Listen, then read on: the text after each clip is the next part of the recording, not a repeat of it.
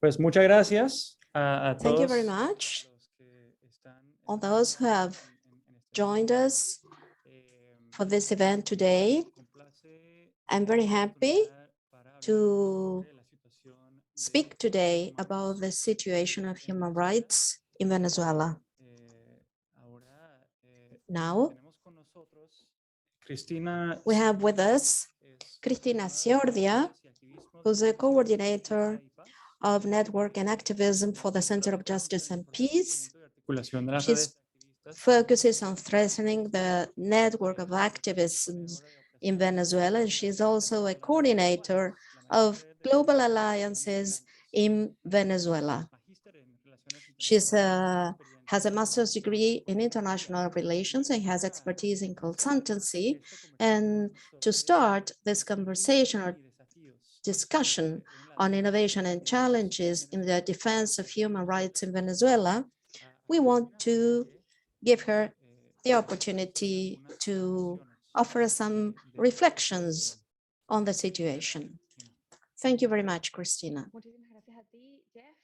Thank you, Jeff. And on behalf of CEPAZ, we want to thank WOLA to promote this discussion and the continuous and renewed faith in the Venezuelan civil society. Thank you very much to the advocates that have joined us today. I want to highlight the diversity of perspectives they represent, and we know crises need to be analyzed from a cross-cutting perspective.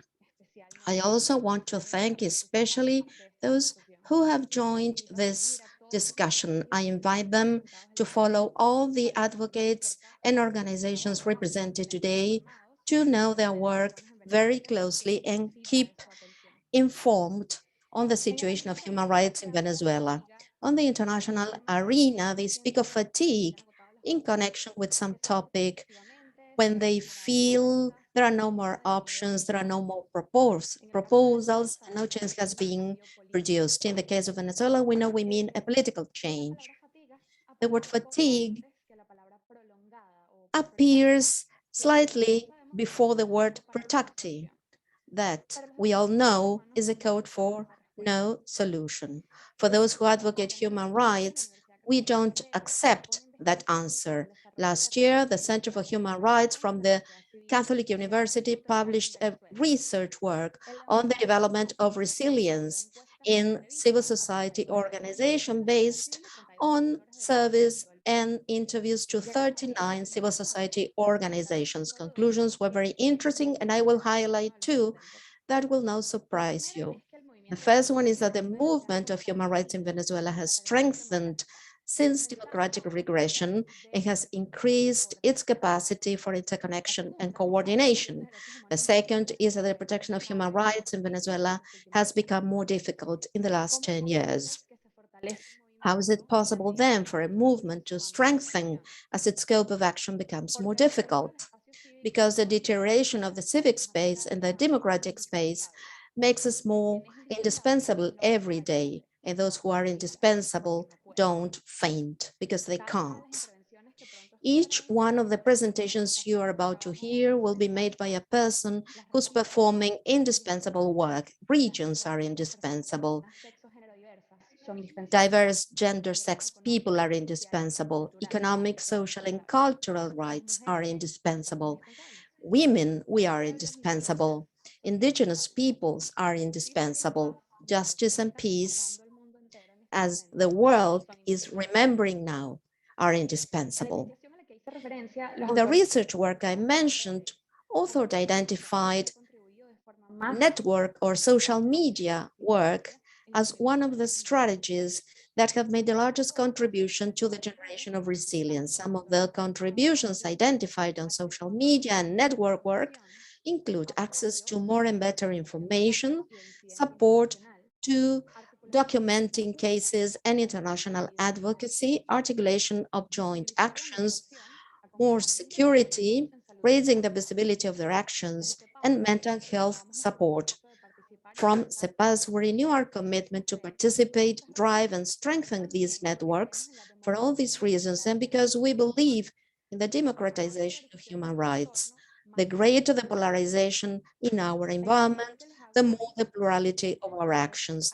My invitation today for you all is to recognize in organizations of civil society in Venezuela this tireless actor that doesn't admit the idea that for our crisis, there's no solution. For those of you who feel part of the networks we have set up to innovate in the advocacy of human rights and contribute to this space that gets stronger in spite of adverse conditions and that grows in spite of the persecution and instrumentalization of political actors, a network that doesn't get tired. Don't get tired, please. Thank you very much, Christina. As you very well mentioned, our idea when organizing this discussion today was to have the opportunity to hear human rights advocates in Venezuela at a time when, at least in Washington, and I think that in other places too, the topic of Venezuela is not receiving the attention it should in terms of human rights.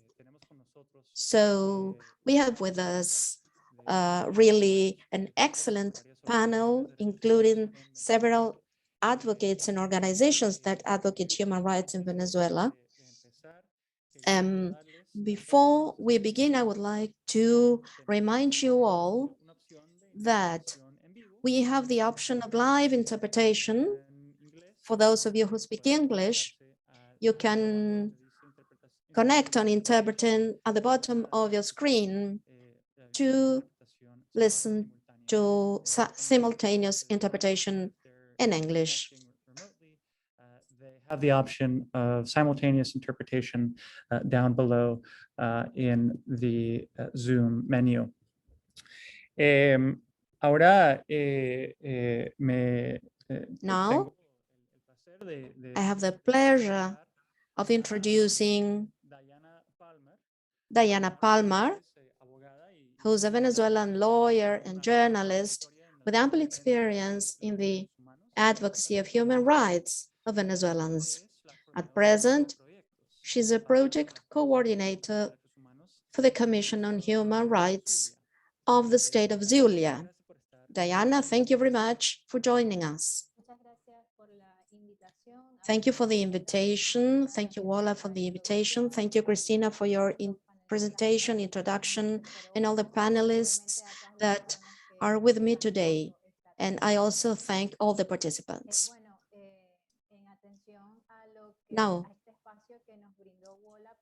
concerning this space, WOLA has given us to comment on the work of civil societies in the specific context of Venezuela in the past years that has been very hard on participants of the civic space. It's very important to give voice and space to the Venezuelan civil society because in the context of the complex humanitarian emergency in Venezuela, the country's capacities and capabilities have been dismantled. There are very few spaces for freedom of expression, and mass media express freely. Free and independent mass media have been closed in the past year, as well as the possibilities to disseminate information.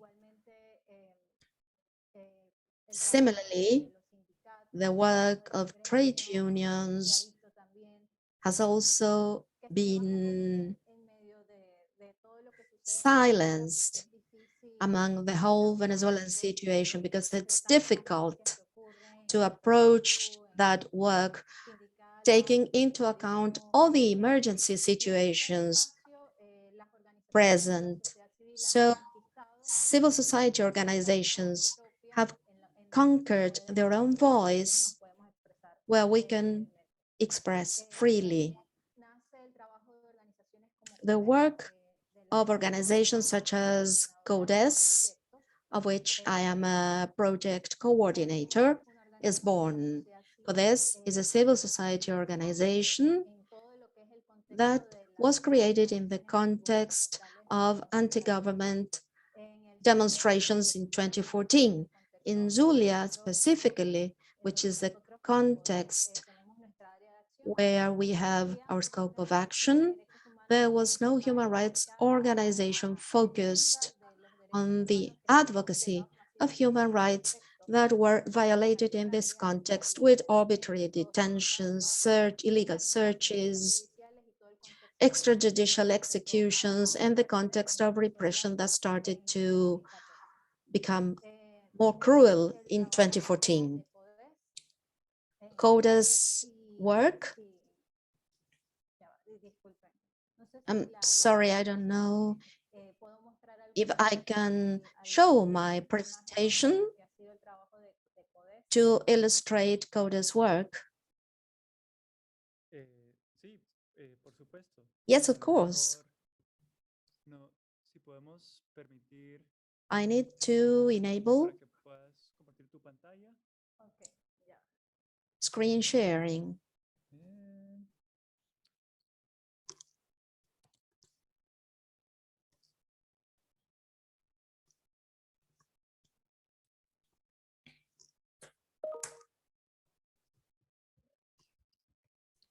No sé si Kristen puedes hacerlo, no tengo. Kristen, can you do No that? tengo acceso. I think I don't have, I seem not to have access to that function. Esto es. Bueno, déjame ver si aquí. Let me see if I can do it.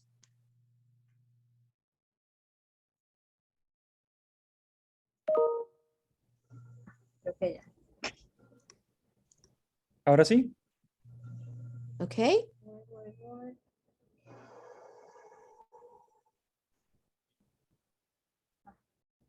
Déjame ver.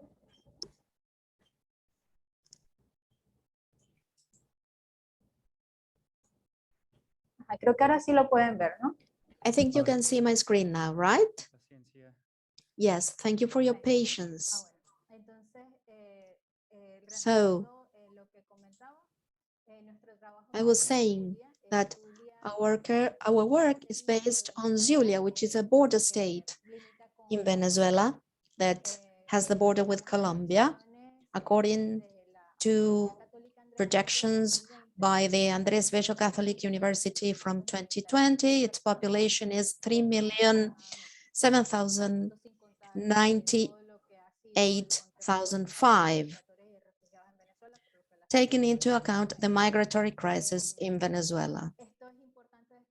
It's important to highlight this because Zulia is a region with the highest population density in Venezuela, so the different landscapes and outlooks of human rights situation are varied, and they have this differential approach as to what happens in other Venezuelan states, specifically in Caracas.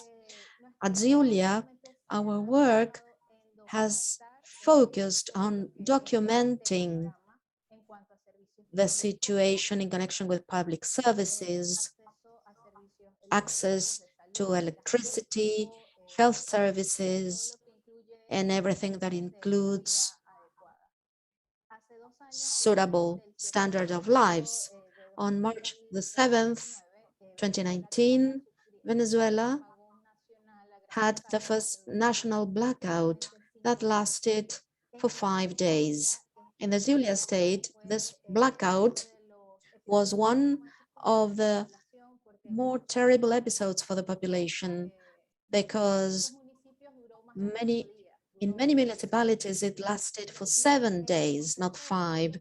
And in the context of everything that represented for the Zulia population, they suffered massive attacks on stores, they lost their work, their goods. This was very difficult to report because the population was not prepared for a massive blackout. There were no telephones, internet connections, but the fuel crisis had already appeared, and it was very difficult. The vehicle movement was very difficult too. This scenario repeated in Zulia because the power outages have not stopped in the region. They continue to happen every day on different municipalities, different areas of Maracaibo, and for populations that have historically been vulnerable, such as the indigenous population. So the general rule is that there is no power for public hospitals or schools. At the Guajira area, the impact has been very serious.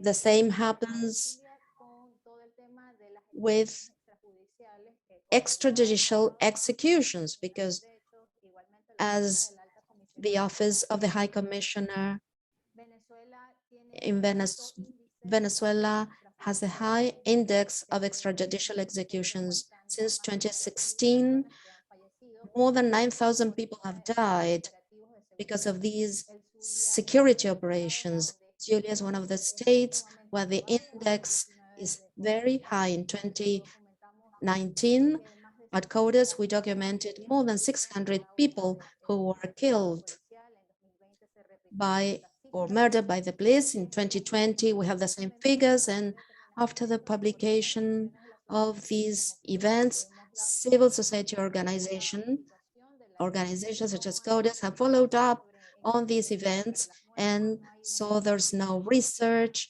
no identification of the victims, what's the range of age of the youngsters. Most of them, they are men who die in this context, and there's no deep investigation on these deaths. And at the same time, we have documented everything related to food security. In Venezuela, these indexes are very high, especially in the south. They reach almost 70% of the population living in under food insecurity conditions. Thanks to our study, we have evidenced that the help of the relatives from abroad is essential so these households can eat. Basically, everything related to our surveys, or thanks to our survey, we have been able to verify that 97% of the aid sent by relatives from abroad are destined to buy food.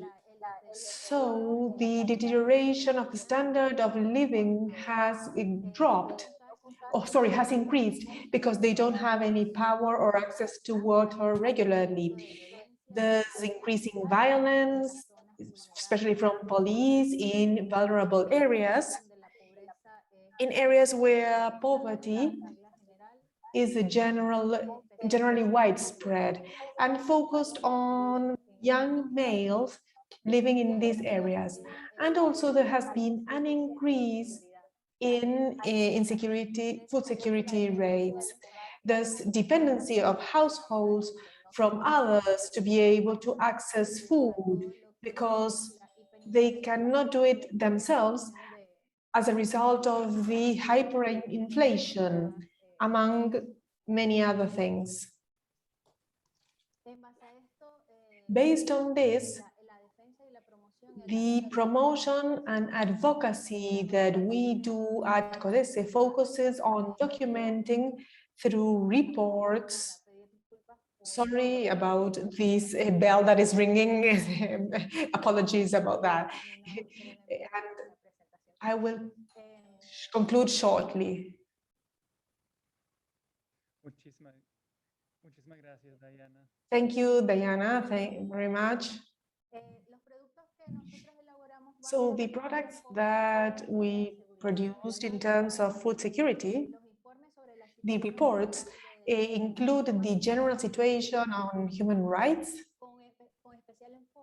especially focused on food security and in areas that are specifically vulnerable, such as Guajira, which is the territory and in the south, and Zulia, which concentrates the largest number of indigenous population in Venezuela, Guayús.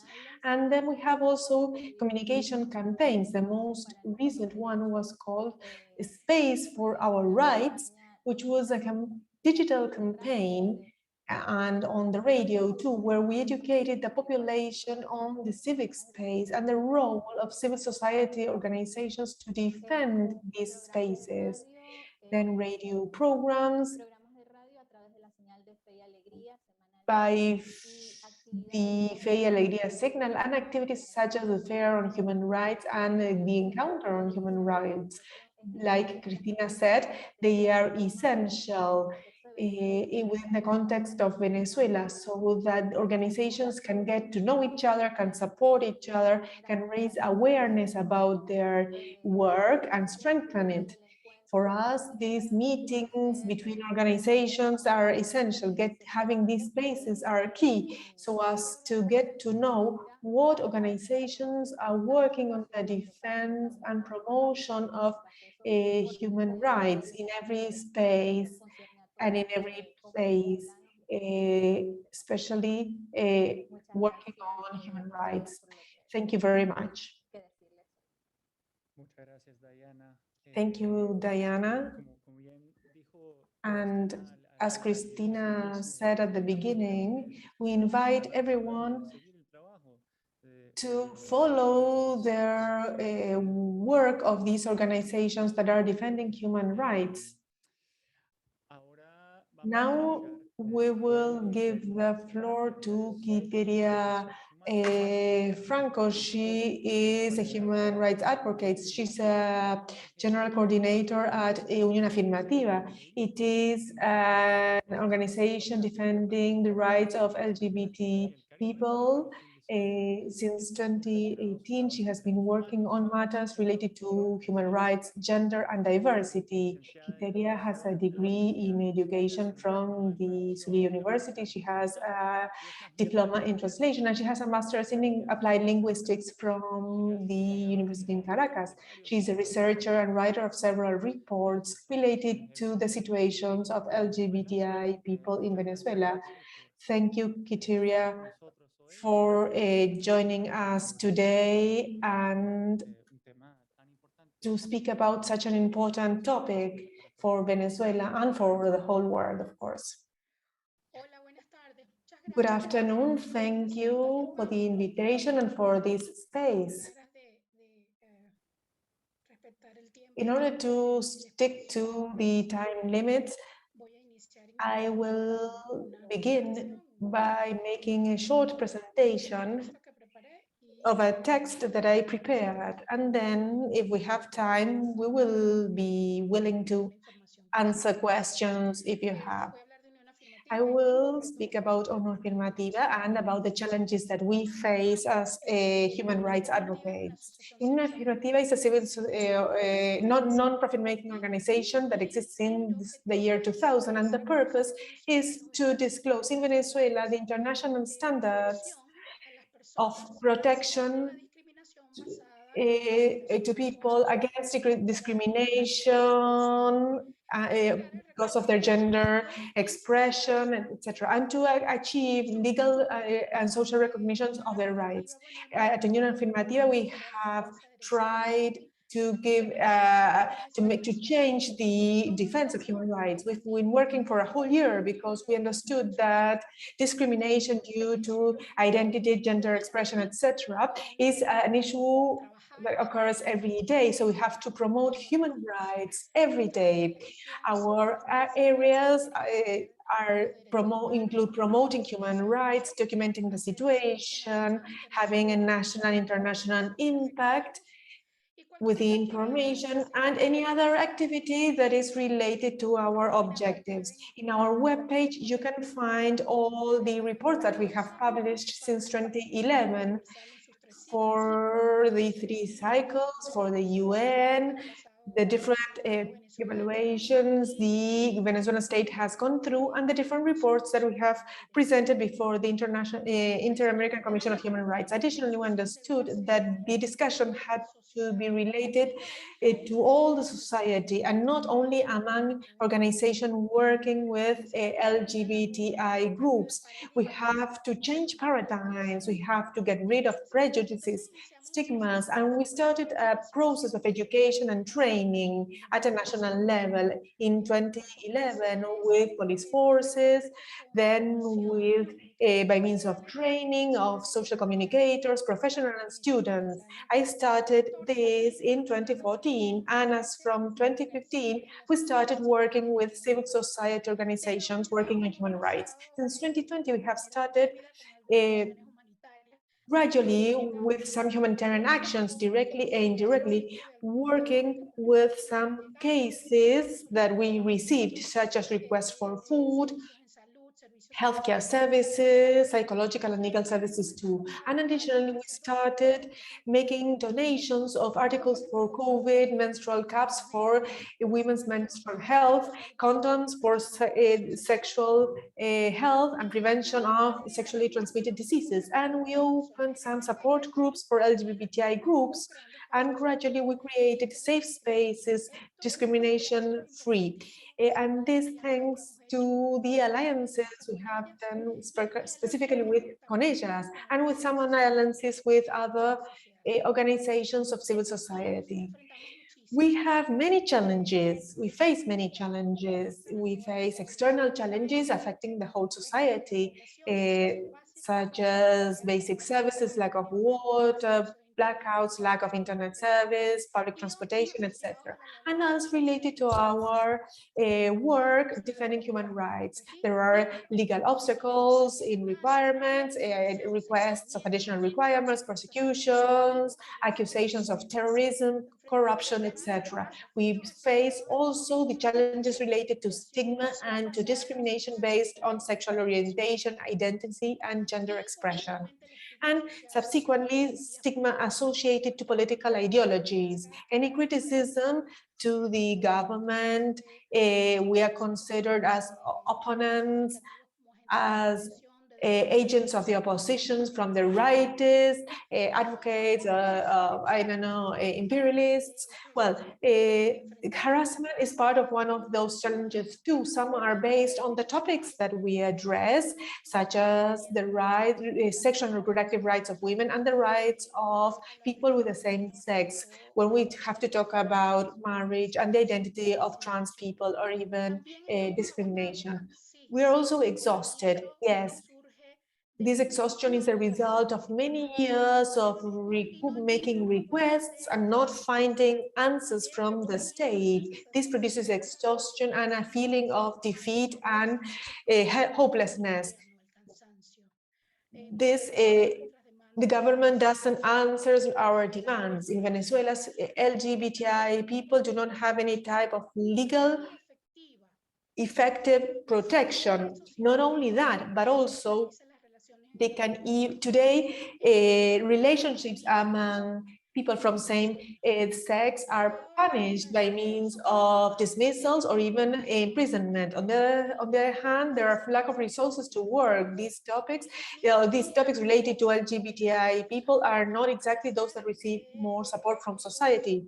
In spite of this, or additionally, we find lots of resistance to reach agreements with different stakeholders, political parties, companies, healthcare centers, schools, and universities. In spite of all this, particularly, I am satisfied by the work that we are doing in Venezuela and by the broad range of activities. We have created a manual for the education of journalists, a guide to collect information and data about people, LGBTI people. We painted a mural, produced documentaries, we organized a concert, demonstrations.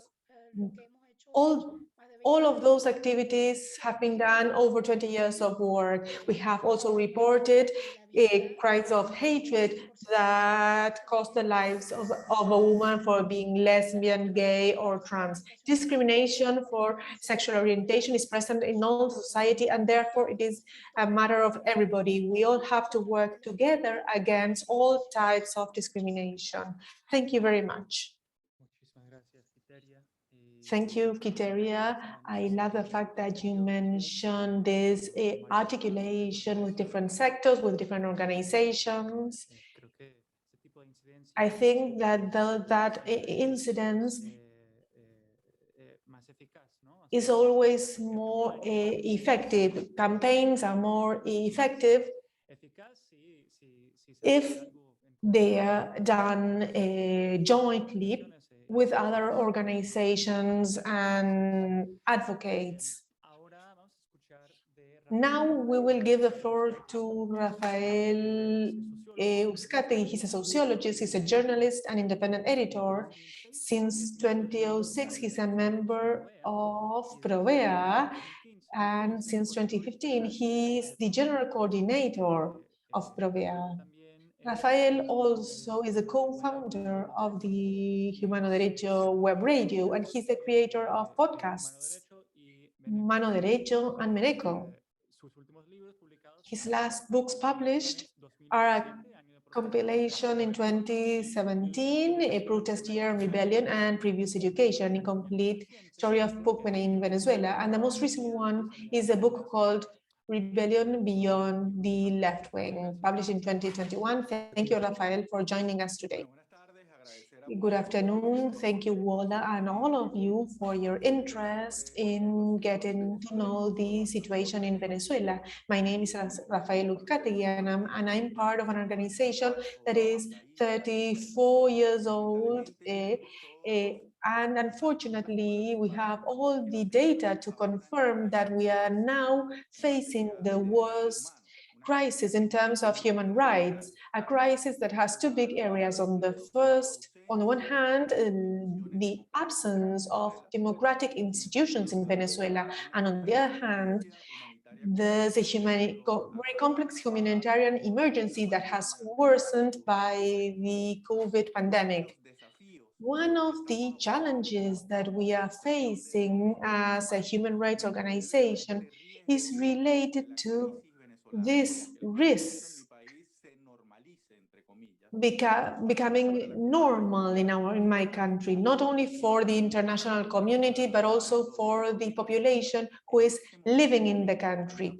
Right now, there's a severe political representation crisis, and also the polls indicate that there is a wide rejection, not only towards authorities and to the administration of Nicolás Maduro, but also against the main leaders of the Venezuelan opposition.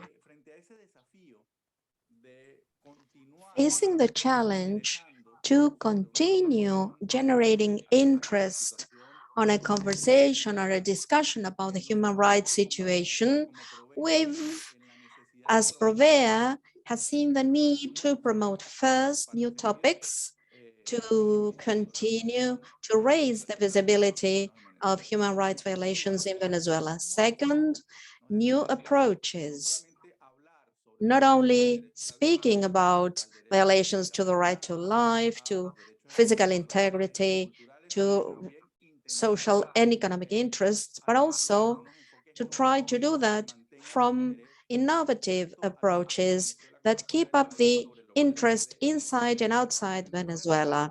And third, we've also decided to use a different language about the situation of human rights, not only writing technical reports, including data and statistics, but also speak using culture language so that other audiences become interested in the situation of human dignity of Venezuelans. We've used music, art, poetry, photography, comic strips to disseminate human rights contents. For example, the two reports conducted by the independent mission on human rights in Venezuela, we've disseminated them using illustration comic strips so that some data and results of this international organization by the United Nations could reach ample audiences in Venezuela. This strategy we've called all rights by all languages. But in the international arena, we decided that not only cultural managers should speak about the situation in Venezuela, but we've tried to include the country in regional discussions about specific topics concerning human rights. For example, the situation relative to mining and extractivism. We have a known case in Venezuela known as the mining arch of the Orinoco. And to continue to speak of Venezuela, we've selected common topics, including Venezuelan examples in that discussion, in the regional discussion. Second, right now, after 20 years of conflict in the country, of erosion of democracy, and the emergence of a complex humanitarian situation, we've also systematized and preparing a document registering what we've done as human rights movement to face this deep crisis, the lessons learned in the defense of human dignity and the defense of the civic space. And this we want to share. It's something we are working on and want to share it with our organizations across the region that's also facing similar threats to democracy and the civic space. What is it that we have done right in Venezuela? Sorry, we'll describe what we've done right and also our mistakes to face this institutional erosion to democracy and violations to human rights. So facing a sort of normalization situation for the Venezuelan crisis, we continue to think how to promote articulations, coalitions, national and regional organizations to continue to discuss Venezuelan topics in an innovative way and disseminate situations that are not well known and not well investigated or documented, so that the situation of Venezuela is not removed from the news headlines and will continue to mobilize the international community. And with this, I will end because it has been the attention of the international community and the participation of international agency for the advocacy of human rights, the main support we have against authoritarianism in Venezuela, public opinions, questions in the different declarations have helped save lives in Venezuela, stop tortures in Venezuela, have helped people recover freedom, and have implied a high political cost for Venezuelan authorities if they increase violations to human rights. Thank you very much. Muchas gracias, Rafael. Thank you very much, Rafael. Me encanta, como mencionaste, I la love, importancia as de you mentioned, the importance of trying to find innovative ways, not only to document violations to human rights, but also to create a culture for the respect of human rights and promote the idea to become an advocate in different spaces. Now, I will give the floor to Venus Fadul. She is an activist and advocate for women's human rights with more than 10 years experience. She's a lawyer and is writing her thesis for the master's degree on political science at University of Los Andes. She's also a professional announcer and communicator. She is the founder and director of the NGO 100% Estrogen, committed to informing, educating, and questioning reality by making women's human rights visible. Venus, you have the floor. Good afternoon for everybody. Thank you very much for the opportunity, especially because our organization and scope of action is located in the state of Merida, small state to the west of Venezuela, where we don't have so much access or so many opportunities you may have from the capital city. And that's the reality of a centralized country. It's and nothing new, but not something that has been increased. As Jeff said very well, we inform, educate, and question. That's our motto from the beginning. After the words by Rafael, we also see that one of the main problems to raise the visibility of women's human rights is the way to communicate that, because in this country, the idea was very well sold, let's say, that that was not a main problem. And the rights of women, as the civic space increased of feminist organization, has shown the reality of the poor situation of women's human rights and how the situation has become more acute. Even if we have attained some rights, this has been more of a symbolic attainment than in the exercise of actual rights. It's also an honor and a great responsibility for us because we are the newest and smallest organization among all those that are represented here. We've been established 3 years ago in 2019, but we face large challenges. We've decided to work on the political participation of women through the campaign, the second in politics, and derived workshops.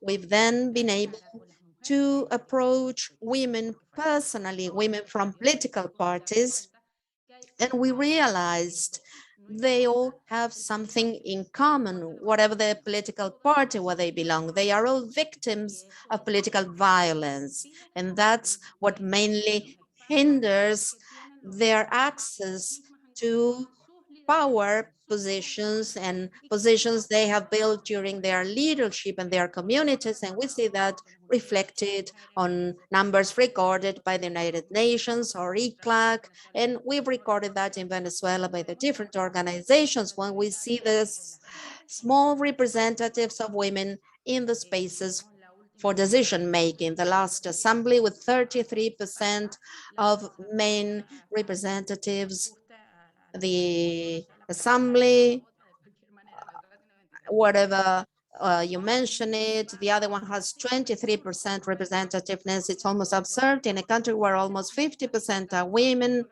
that vote, who vote, in a country where women carry out grassroots leadership, but when they are in a position to access real power, they face political violence, and it's very difficult for them to report that and face them alone, because we are subject in this country, thanks to polarization and the complex humanitarian emergency situation, among all the complexity of the context we live in.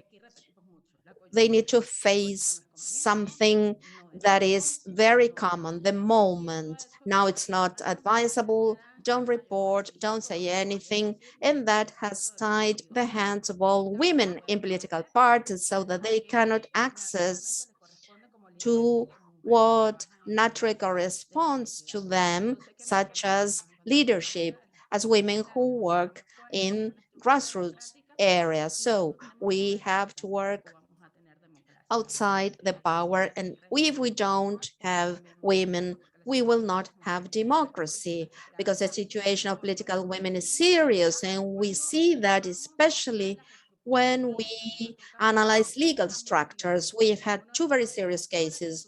One of the advocate who was detained because she interrupted the pregnancy of a 13-year-old girl who was raped. Unfortunately, she was then released, and I should add, because that was thanks to the articulation of the whole civil society, and for the first time we saw how they signed and how the civil society united could implement a change, because they all signed and they fought in the first line, organizations with different political trends. So then it is possible, especially this showed how women, when they get together, no matter their political trend, they can access changes. And there's another very serious case, which was materialized by the absence of women in the spaces of power, and also women with a gender perspective that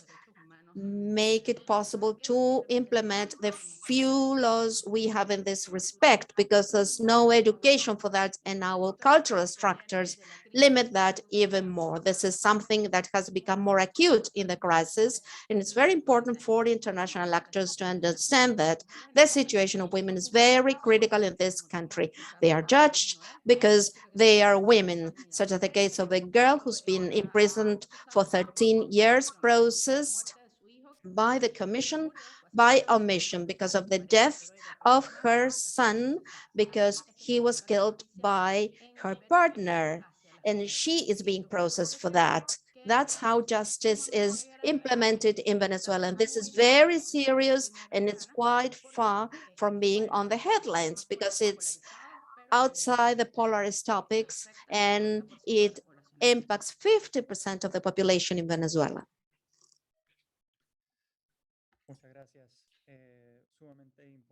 Thank you.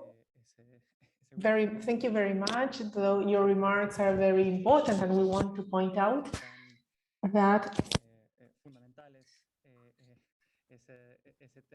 that topic of raising awareness is extremely important, not only in Venezuela, but also in many spaces of international impact. Now, last but not least, there's Mariela Molero. She's a lawyer from Cucho. She has a master's in political sciences, and she's currently a university professor. And she's the legal advisor at KPKP, an organization defending the rights of indigenous populations. She writes articles, and she's also a lecturer. Mariela. Good afternoon. Thank you very much for offering us these spaces that allow us to get in touch with many people, and we are aware of the experts joined today. So we would like to thank you for organizing this great discussion. First of all, I would like to point out that human rights advocates are an active group present in Venezuela. Those of us who are advocates of human rights have run the risk of being individualized or pointed out as agents that can destabilize the Venezuelan state. And we can be accused of financing terrorism. And the challenge is this fear, this risk of being re-victimized and of the retaliation that can occur. And this is an obstacle for civil societies, organizations to raise their voices and help report these Venezuelan officers. So one of the great challenges that we face is that the promotion and advocacy of human rights has to be coordinated with the humanitarian work.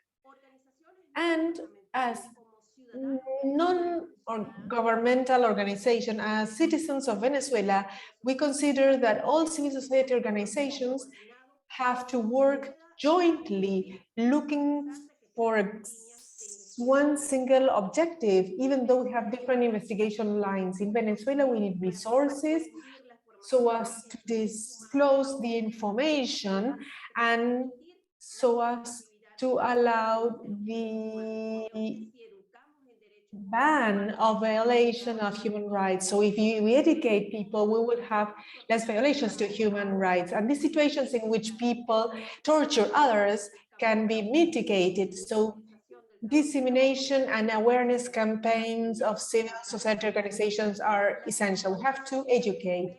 KPKP is an indigenous organization that has been working for 16 years. All our team is within Venezuela, and it's our letter of introduction.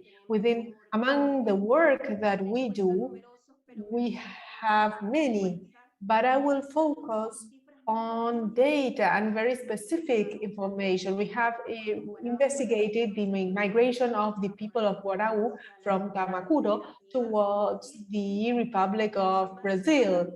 Approximately 6,500 people from Guarau moved, and there are 15 shelters for them, and this is located in the state of the north and northeast of Brazil. So why do they migrate? They migrate because of starvation, because of needs, because there's violence within their environment. This can be available in cape-cape.org, where we have many reports that you can download and read. That's our investigation on forced migration that we conducted in 2021. When we talk about violence in indigenous territories, I will mention the Amazon state because we are focused on the Amazonian state, Bolivia and Tamacuro. In the case of the Amazon, the most violent district that has the highest number of deaths is the Atapaco, where there are over 30 mines within and outside the national park. Our organization in 2021 presented a precautionary measure to protect this national park, which is the lung of the world, and we are under study. And we have sent updated information because as time goes by, the mining activity increases and thus devastation and environmental exhaustion. When we identify the most violent municipalities, these are El Callao, Rocio, and Zifonte, where the main activity is mining. In terms of physical violence against indigenous, this is 100% in Bolivar state, 66%, and in El Tamacuro, 33%. Talking about social, economic, and cultural rights, which are one of the main lines of investigation of our association, as one single observatory of indigenous communities, we believe that children and adolescents drop out of school because they have to work. In the case of Amazonas, this occurs in 80%, 60% for Bolivar, and 40% for Tamacuro. In El Callao, in El Bolivar, labor is 45% accounts for children and teenagers, including indigenous and non-indigenous. This data was obtained by our research team in the last report from 2021 on the violation of human rights in indigenous populations, which is also available on our webpage. There are many events occurred through these 16 years, but I will focus on one event into October 2020 in relation to the smuggling of strategic material. There were 10 vessels full of fuel crossing CEPAZ River, where that fuel was going for illegal mining to the sector known as Ewayato, a territorial or indigenous car arrived to the place and tried to mediate so those vessels shouldn't continue. They were threatened, and all that fuel went to El Guayabo. In Venezuela, there are resources, and this has to be made visible. There are peoples such as Pemonte from Bolivar and from Piaroa that from February 2020, motivated by the presence of foreigners, males are strongly armed in these territories. So these are all the challenges, risks, etc. And to this we have to add the Union of Death, which is the mining union, which is a group of regular criminals, which are very well structured, that form strongly armed armies. And to this we have to add the presence of agents, foreign agents, violating national sovereignty. So this migration phenomenon affects young people mainly. And I have to mention that we would like to thank you for joining us and for raising awareness about our work on indigenous communities. Once indigenous people reach 50 years old, they are considered senior adults. And when there is migration, there's an exhaustion of spirituality and cultural, and indigenous women, and they're implicit. Tomorrow it's March the 8th, and we're observing this International Women's Day, but we have to focus on indigenous children and women whose rights, whose territory, etc., are being violated. And besides, there's a three-sided discrimination by being a woman, being indigenous, and by being poor. I invite you to follow us on our social media, Twitter, Facebook, Telegram, and KPKP. And I invite you to visit our webpage, where you will see lots of reports, and you will find us through kp-kp.org. And if you want to get in touch with the president, who is of course very grateful, Mr. Armando Ottola, you can get in touch through +58 54 12 61 4, and I had to read this number, sorry. Thank you very much. Muchísimas gracias. Thank you.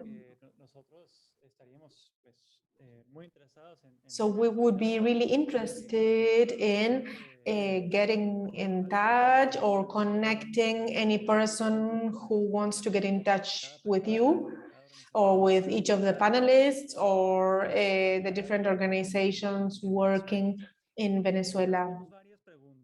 We have several questions from the audience.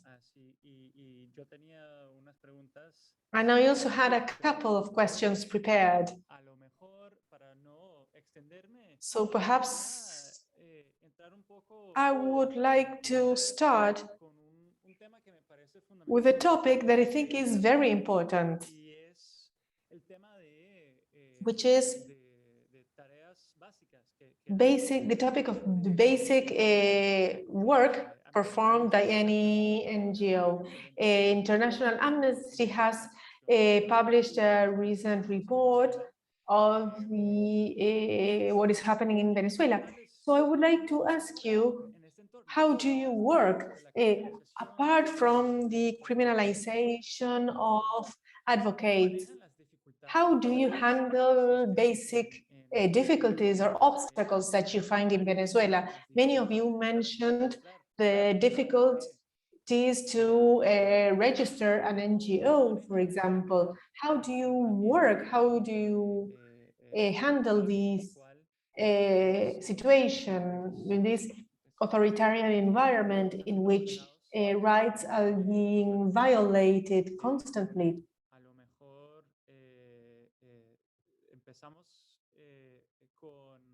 We can start with Diana, and then we can follow the same order. We would like to have just a few words from each one of you. What are the basic challenges that we are not aware of?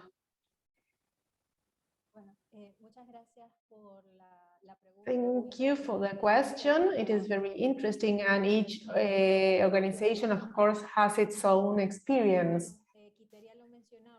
Quiteria was saying this, that within this challenging context, it's not just a humanitarian emergency with the lack of basic services, lack of electricity, lack of drinking water, etc. Apart from solving everyday life, such as preparing meals, and also the context of threats and persecution towards human rights advocates. We, and in our organization, have tried to base ourselves on the legitimacy of the claims of our human rights organizations through our platforms and through the work that we publish by means of reports and the different actions, such as the actions on this human rights fair or other communication campaigns, and even songs that we prepare based on the different situations. What we aim at is to counter the narrative that nothing is happening in Venezuela. It is actually the opposite. In Venezuela, nothing has been fixed. The situation is even more difficult for vulnerable populations, for the indigenous population, and for populations who live far away from the city. And based on this, we perform our work.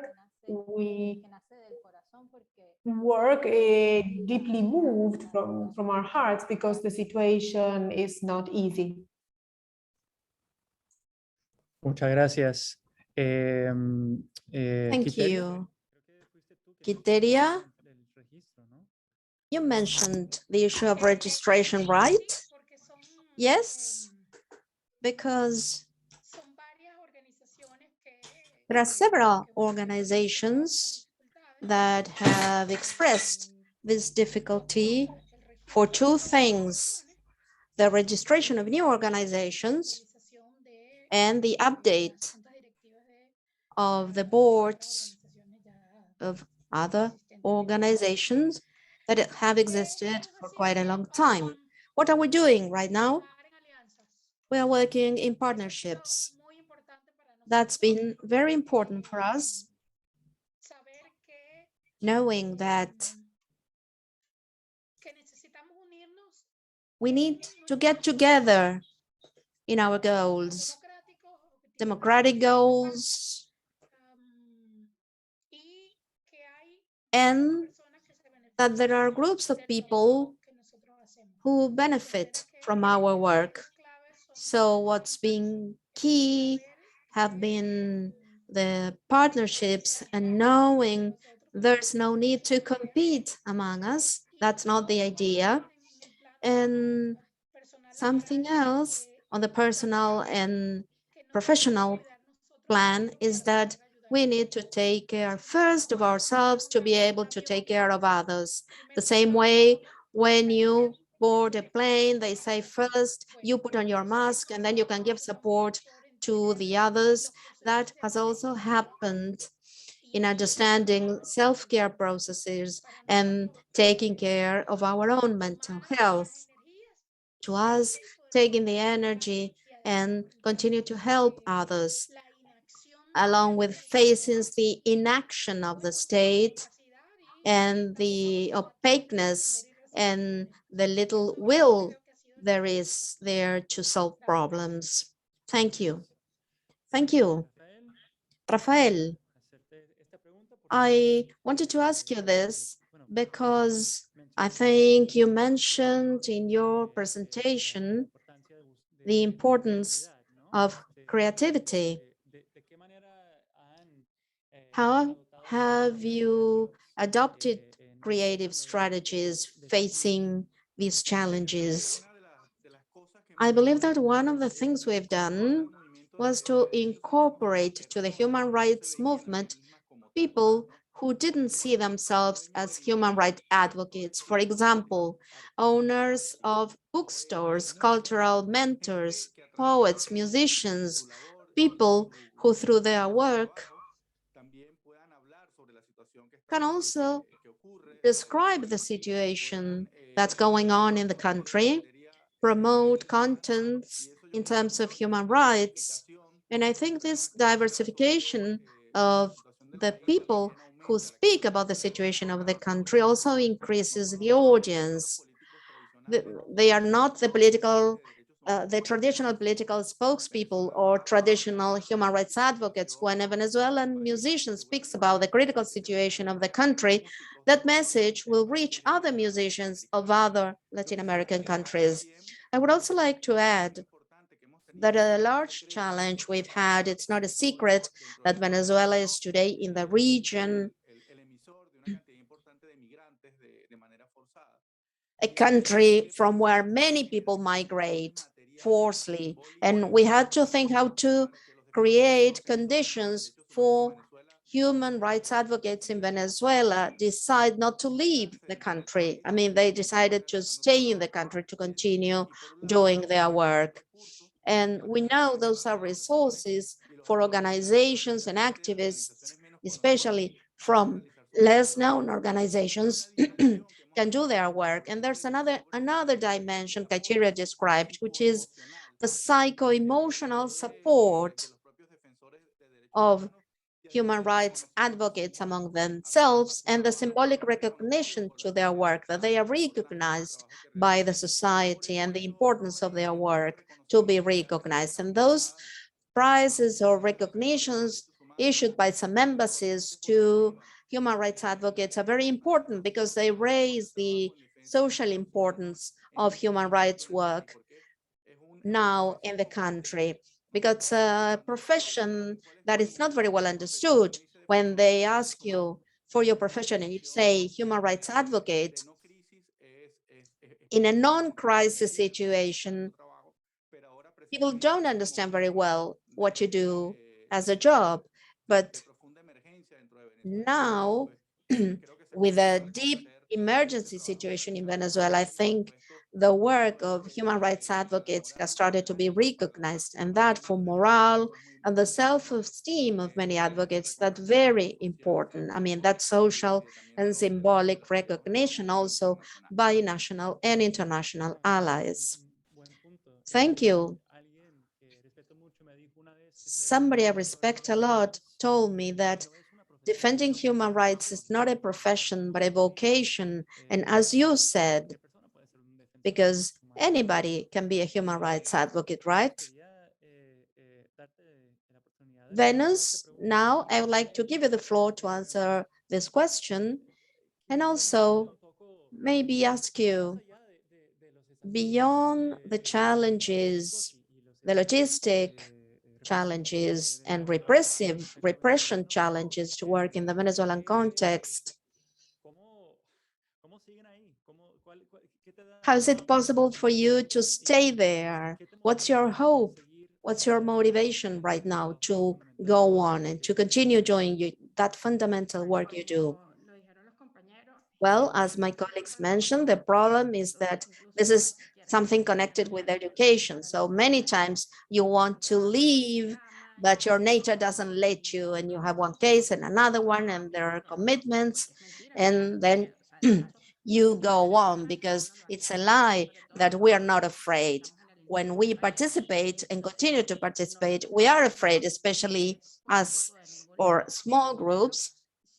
We don't represent any political interest, but we expose serious situations of the legal system or serious situations in political parties, and so we become uncomfortable for one side. But if we are going to move on, there's no point in making up the reality. And that's the most difficult thing, to live and exist understanding, self-care. Our work sometimes is very frustrating, some other times it's very satisfactory. And so beyond logistics, that adds to living inside the country, where the fuel crisis has had a great impact, and the economic crisis too, in connection with the administration that criminalizes us all the time. So we have logistic barriers all the time.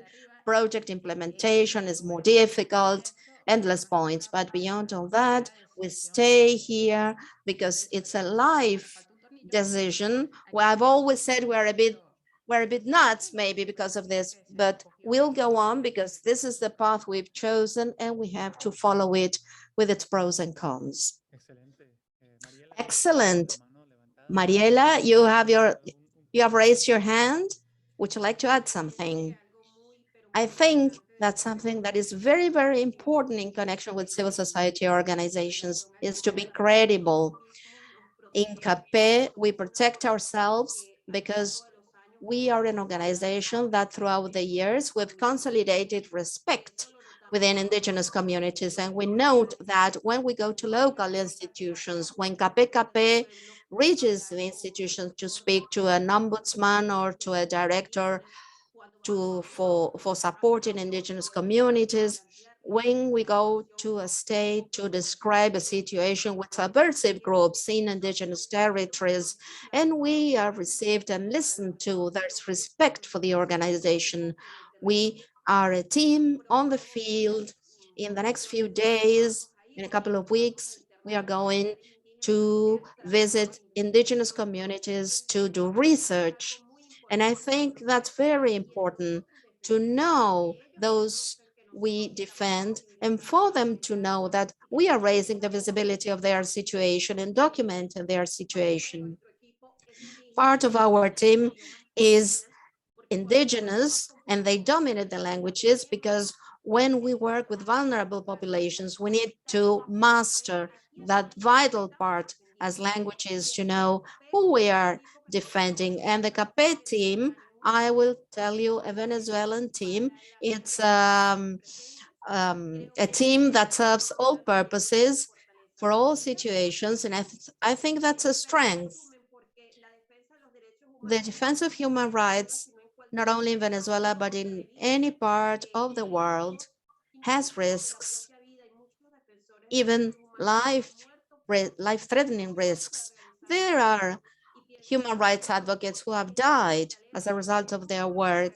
And the important thing is that the muscle and the strength that has been developed in Venezuela, civil society organizations are showing their presence and facing many, many difficulties, but they are present on the field. And we need, of course, a lot of support and expect not to be left alone. Very good. We have many questions already. There's even one on the role of the international community. It's a question, it's an important question. What's the role of the international community in the response to the situation in Venezuela? How do you see processes such as investigation by the prosecution of the ICC? How do you see that relationship between those who are outside and those who are working on the field? And here I would like to invite Cristina to speak about this in her experience as a coordinator of CEPAZ networks and activism. Cristina, how do you see that question? Thank you very much, Jeff. I think I will describe two levels. The first one contained in the original question in the chat box on the funding of civil society organizations by the international community. And then what you mentioned as how do we think at CEPAZ this relationship should be like?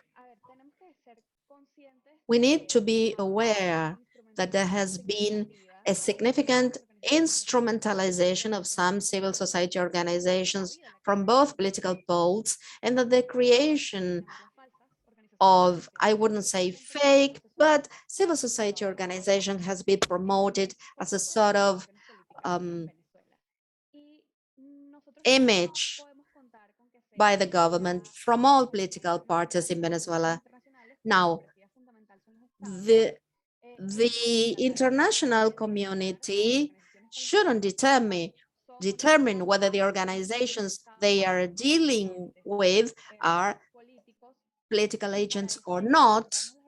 And that's why organizations such as Mariela said, what organizations have is our credibility to be known across the world and to report all violations to human rights always, from wherever they come. That's our way to introduce ourselves to fight off this reality, this funding that exists by some international organizations to some civil society organizations that have been used as tools by political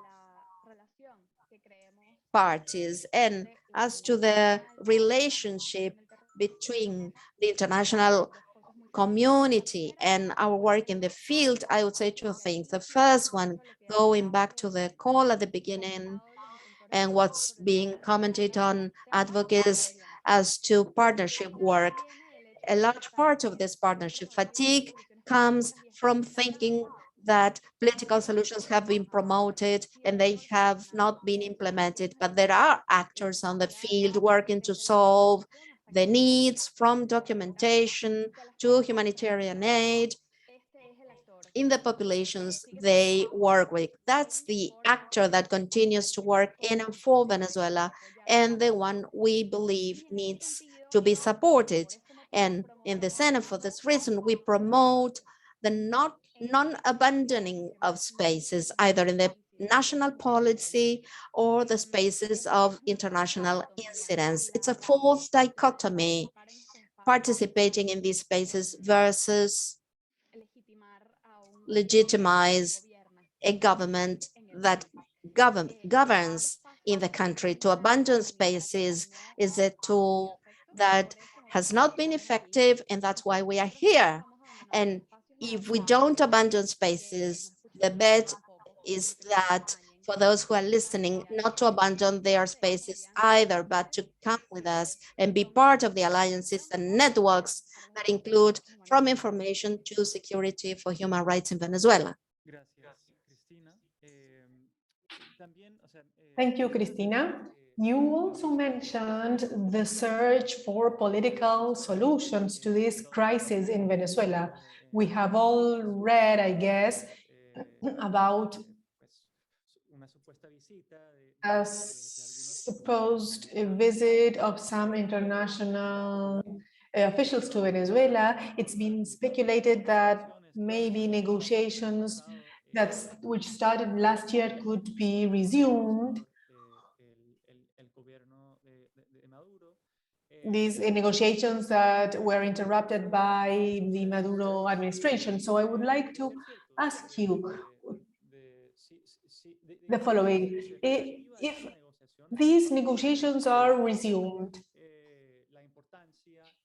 what do you think is the importance of a mechanism for social participation? Or even what would you like to see in those spaces if it will progress in the future? Rafael, would you like to start? Thank you, Geoff.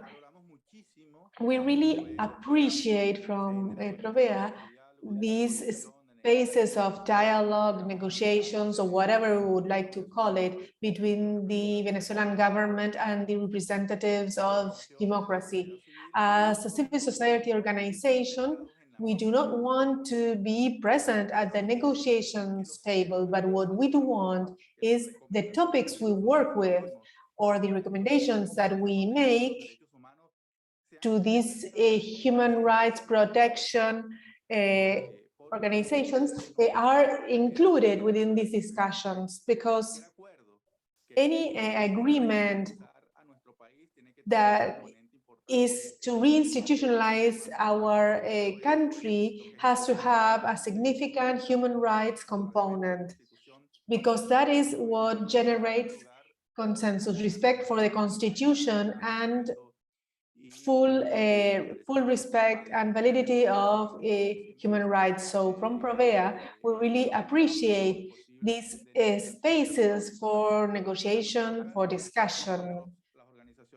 We human rights organizations have to create spaces of dialogues at different levels, because that political leadership dialogue is important, but we have also promoted, and we will keep on promoting, spaces of encounters for Venezuelans at different levels, so that there are different channels of participation by different authorities. Thank you.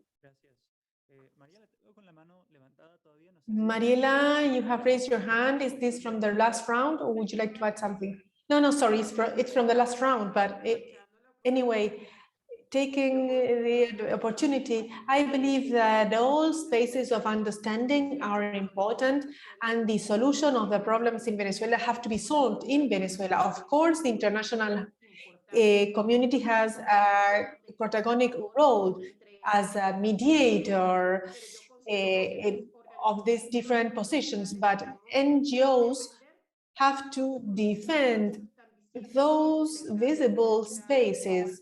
In the case of our organization, EKP, is neutral, because when we defend indigenous people, there are people, these people have political affiliations. However, they respect the work of the organization. So I believe that this is of utmost importance for credibility.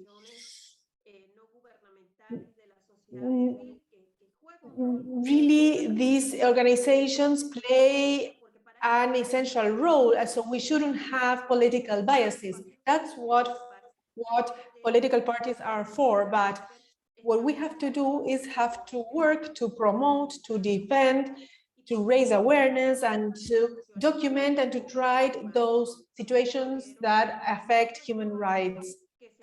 So every space that is aimed at reaching agreements to enable the Venezuelan people in Venezuela and migrant Venezuelans, that are approximately 6 million Venezuelans suffering xenophobia, especially in South American countries, to be able to return to their beloved country, and that we can rebuild the country, not the country of our parents or grandparents, but a better country. And we are really hopeful that we will be able to overcome this crisis and have a great nation, and that we will be part of that growth. Venus? Es muy importante, si bien ya lo han reiterado varios compañeros. Even though my colleagues have said this already, we have to mention that we are not political parties and we have no interests in political parties. I repeat these in the different workshops because everybody is in the same situation of vulnerability, no matter the ideologies. And it is very important because these political parties want to use us. So if we keep neutral, and it is no secret that some organizations are protected by political parties and they are not so legitimate, let's say. Unlike we who have always worked independently. So we have to safeguard this. I'm really careful when there are girls who don't like that I tell them that they are suffering the same situation of girls in the government. But in terms of human rights, it's exactly the same, because misogyny is the same in this country, which is the field that we are addressing, the same as in the criminalization. We are all in the same situation, we run the same risks. So it is very important to preserve this and to consolidate this credibility. It has to be verified because we are not instrument of political parties, regardless of our beliefs.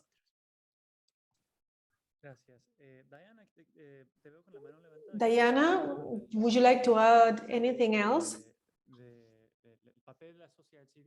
to the role of the civil society and the possibility of resuming these negotiations?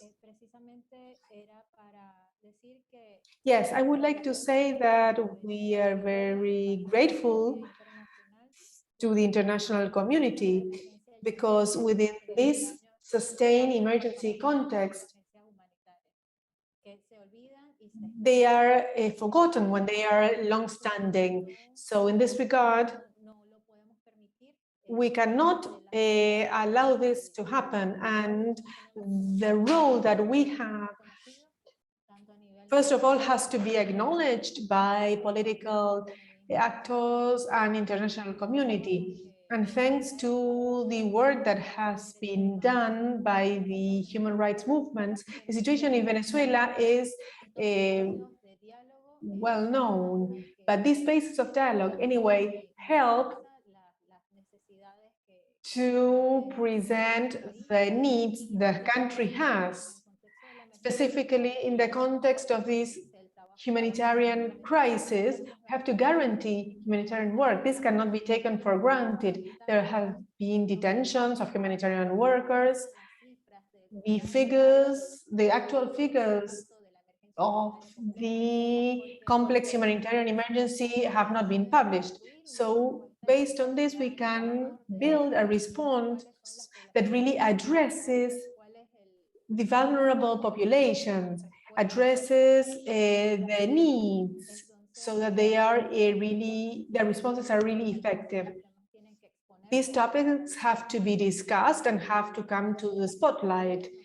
So from colleagues, we support every effort to raise awareness. Thank you. Thank you, Diana. We've got only 4 minutes. Así que seguramente podemos seguir hablando por. So I'm sure we could be discussing for hours. But what I would like to ask the audience is to get in touch with the advocates here. Don't hesitate to get in touch with them, to get to know on how we can offer support in defending human rights in Venezuela. And before closing, I would like to give the opportunity to Cristina to give us some closing remarks. Thank you, Jeff. So taking into account the time restrictions, I would like to thank all the audience, advocates, WOLA, and I would like to reiterate the invitation to follow the work of these organizations to keep up to date of the situation in Venezuela, to move away from the capital city. Don't believe that Venezuela has been fixed, because Caracas is better. And those of us who work on the field don't suffer fatigue. We want you to work with us. We want you to work and to be part of this network, to promote solutions that go beyond political polarization, because this human rights movement is active, it's in good health and condition, and we can do a lot better. And as all the organizations have mentioned, we have identified that we can do better when we work together. So we invite you to be part of this movement. Thank you very much for your time, for your interest, and I'm sure that I'm speaking on behalf of everyone when I say that I am available for any discussion to strengthen these alliances and networks. Thank you, all of you, for your participation in this discussion. Thanks, CODES y Unión Afirmativa, Provea, 100% Estrógeno, and KPKP, apart from CEPAZ. And I'm sure that we will be following up closely all the work that you are doing in Venezuela. Thank you again. Bye. Thank you for giving us this opportunity.